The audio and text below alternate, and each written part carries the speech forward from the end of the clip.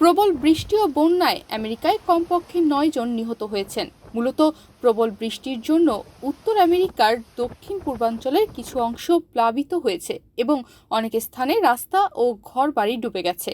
এই মুহূর্তে প্রায় ৪ লাখ মানুষ বিদ্যুৎহীন অবস্থায় রয়েছেন। আমেরিকার কেন্টাকি অঙ্গরাজ্যের গভর্নর অ্যান্ডি বেসিয়ার গণমাধ্যমকে জানিয়েছেন তার রাজ্যে ৮ জন মারা গেছেন। মৃতের সংখ্যা আরও বাড়তে পারে বলেও ইঙ্গিত দিয়েছেন তিনি। বন্যার পানিতে আটকে পড়া শত শত মানুষ এবং গাড়িতে আটকে থাকা অনেককে উদ্ধার করা হয়েছে। একই সঙ্গে বাসিন্দাদের এখনই রাস্তায় না যেতে ও বেঁচে থাকতে সতর্কও করা হয়েছে। এছাড়া বৃষ্টি ও বন্যার কারণে নবম মৃত্যুর ঘটনাটি ঘটেছে জর্জিয়ায়। সেখানে উপচে পড়া গাছ একটি বাড়ির উপর ভেঙে পড়ার পর বিছানায় শুয়ে থাকা এক ব্যক্তি নিহত হন।